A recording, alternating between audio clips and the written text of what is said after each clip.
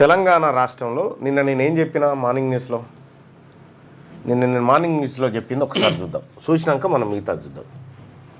ఎట్లా మొన్న కేసులో హైకోర్టు జస్టిస్ లక్ష్మణ్ బెంచ్ ఏం చెప్పింది ఎరికేనా?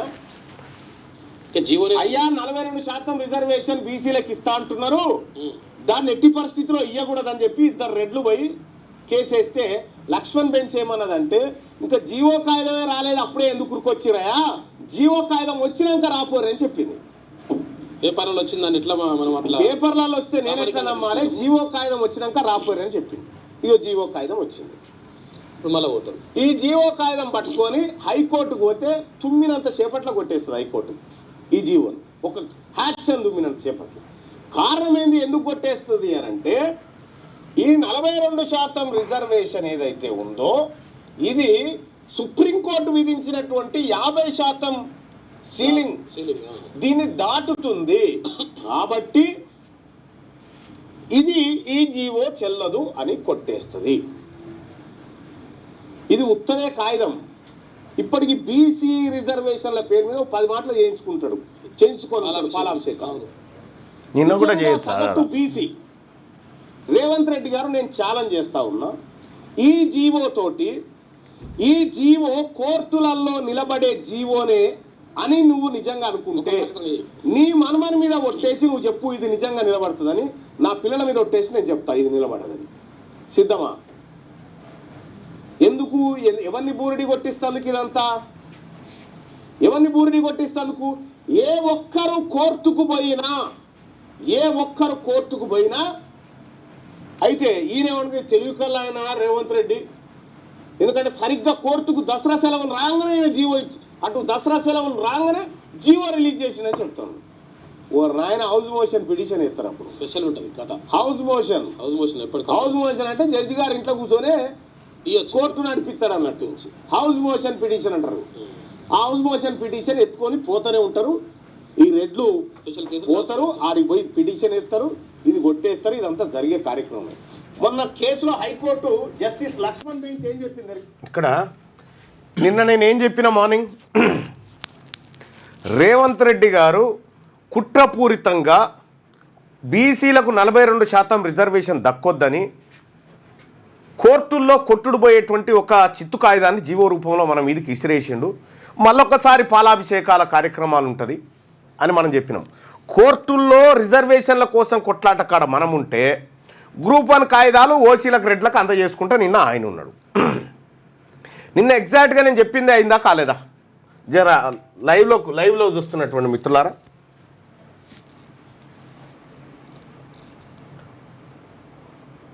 ఏదైతే చెప్పినామో హౌస్ మోషన్ పిటిషన్ వేస్తారు అని చెప్పినాం.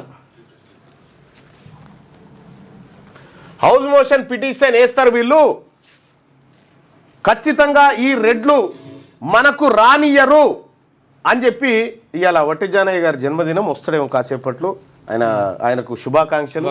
సూర్యాపేట టైగర్ మా ముద్దు బిడ్డ. ఇక ఇక్కడ నేను నిన్న చెప్పింది అక్షరాల గదే జరిగింది. ఇది నేను ఊహించి చెప్పింది కాదు, నేను వాస్తవాల ఆధారంగా మాట్లాడినటువంటి మాట. అది చాలామందికి తెలియక పాపం ఆడోళ్ళు మన బీసీ నాయకులు రేవంత్ రెడ్డి ఫోటో పెట్టా పాలాభిషేకం పాల ప్యాకెట్లు తీసుకొచ్చి ఏమన్నా సిగ్గు అనిపిస్తలేదా ఈ కార్యక్రమం? మీ ఫోటోలు చూస్తుంటే ఇక్కడ ఎర్రోడు రాయుడు అని అనుకుంటలేరా జనం? బంద్ చేయరా వద్దు. ఇక వాళ్ళకి తెలుసు, రెడ్లకి ఇది అంతా తెలుసు, ఇది కాదు కానీయం అని చెప్పి వాళ్ళందరికీ మీదికి యాక్టింగ్ ఇది అంతా చేస్తున్నట్టుగా యాక్టింగ్ చేస్తారన్నట్టు. ఇక్కడ ఏం జరిగింది పెన్ని,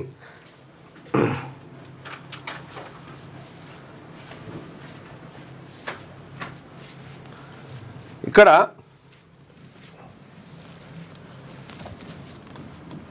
జీవో నెంబర్ 9 ఏంది ఇది? బీసీలకు 42% రిజర్వేషన్ లోకల్ బాడీ ఎన్నికల్లో కల్పించడం కోసం బ్యాక్వర్డ్ క్లాసెస్ డిపార్ట్మెంట్ నుంచి, బీసీ వెల్ఫేర్ డిపార్ట్మెంట్ నుంచి ఒక జీవో విడుదల చేశారు, జీవో నెంబర్ 9. ఈ జీవో హైకోర్టులో నిలబడదు అని క్లియర్గా చెప్పిన. ఈ జీవో రిలీజ్ చేసిన ఆయన ఎవరు?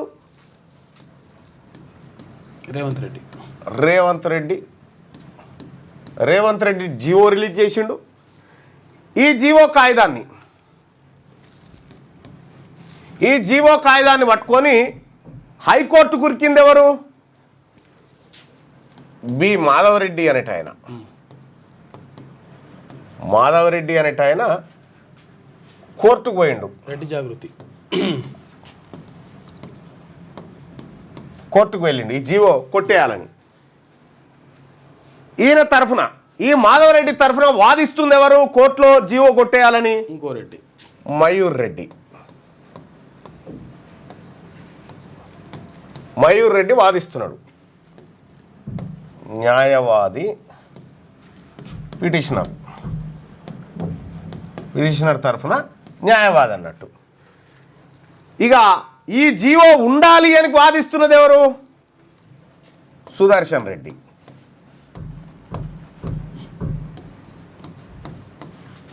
Advocate general AG.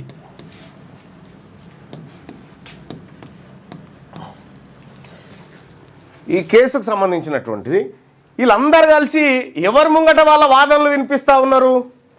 Justice Vijay Sen Reddy,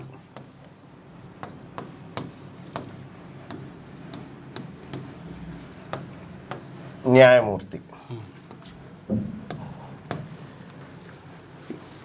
GO బీసీలది 42%.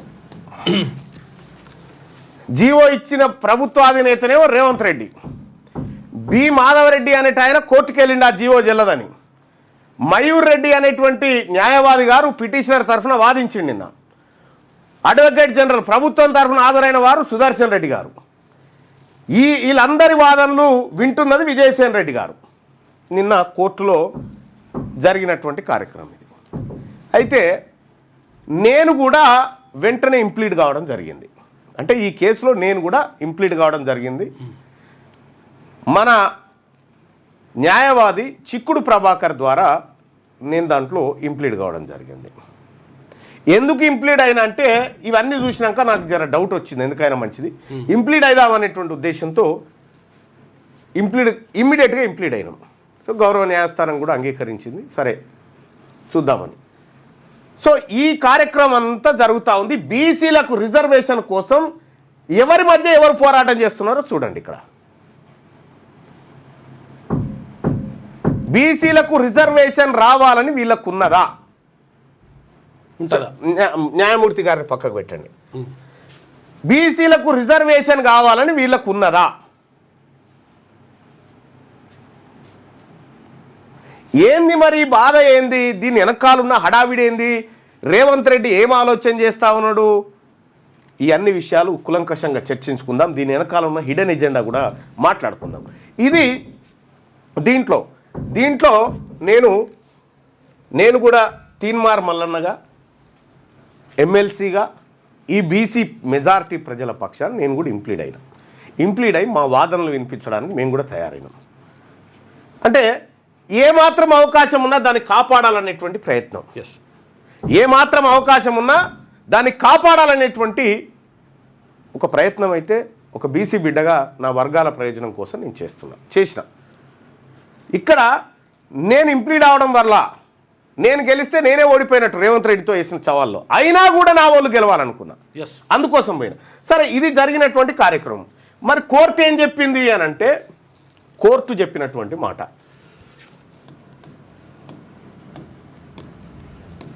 Court ఏం మాట చెప్పిందంటే, కోర్టు ముందు వాళ్ళు వాదనలు వినిపించారు. మయూర్ రెడ్డి గారు పిటిషనర్ తరఫున, బుట్టంగారి మాధవరెడ్డి తరఫున వాదనలు వినిపించి, గౌరవ న్యాయస్థానమా ఈ పిటిషన్ ఏదైతే ఉందో ఈ పిటిషను మేము వేసినటువంటి పిటిషను సాహేతుకమైంది, ఇక్కడ సుప్రీంకోర్టు విధించినటువంటి నిబంధనలను ఈ జీవో ఉల్లంఘిస్తూ ఉంది, ఇది ప్రజాస్వామ్య స్ఫూర్తిని దెబ్బతీస్తూ ఉంది, ఈ జీవో తప్పుడు జీవో అని చెప్పి వాళ్ళు వాదించారు. వాదించిన తర్వాత జడ్జి గారు ఏం చేసిండంటే, అడ్వకేట్ జనరల్ అంటే ప్రభుత్వాన్ని, అడ్వకేట్ జనరల్ని ప్రశ్నించడం అంటే ప్రభుత్వాన్ని ప్రశ్నించడం, ప్రభుత్వాన్ని తరఫున ఆయన ప్రతినిధి కాబట్టి అడ్వకేట్ జనరల్ గారిని అడిగింది. ఒకటి, గవర్నర్ వద్ద పెండింగ్లో ఉన్నది ఇంకా బిల్లు పెండింగ్లో ఉన్నప్పుడు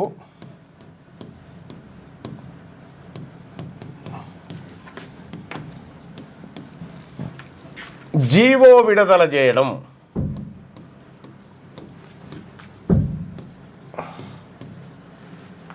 తప్పు అనే మాట చెప్పింది. ఏం చెప్పింది కోర్టు? గవర్నర్ వద్ద బిల్లు పెండింగ్లో ఉన్నప్పుడు మీరు జీవో విడుదల చేయడం తప్పు అనే ఒక మాట చెప్పింది.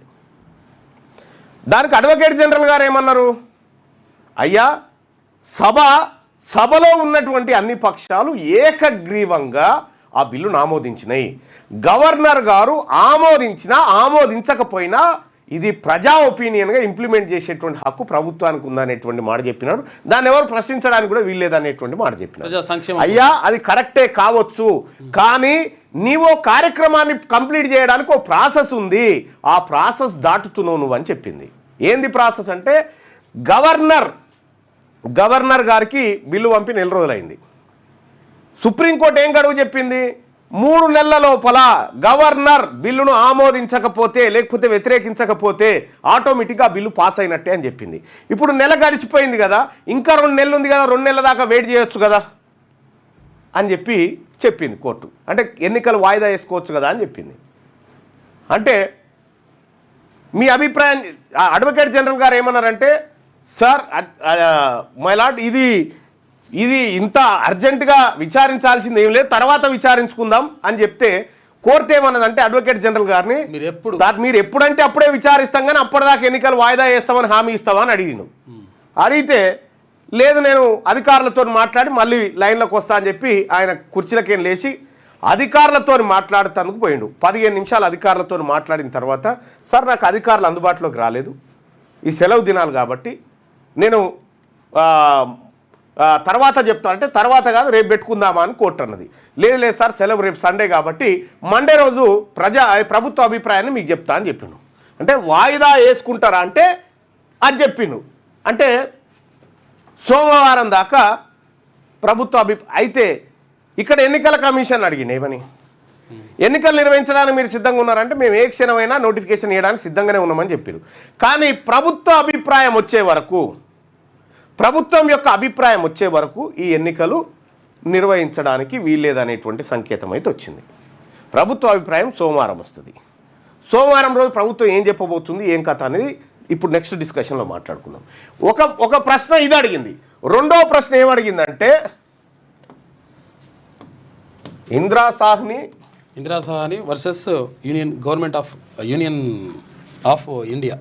Of India. ఈ కేసులో విధించినటువంటి 50% రిజర్వేషన్ స్లాబ్ దాటుతుంది కాబట్టి ఇది దాటడం చట్టవిరుద్ధం అనేటువంటి మాట, రెండో మాట హైకోర్టు చెప్పింది. అంటే ఈ 2 దెబ్బలతోటే ఇదాంతో ఎగిరిపోకుండా దీంతో ఎగిరిపోతుంది ఆ జీవో.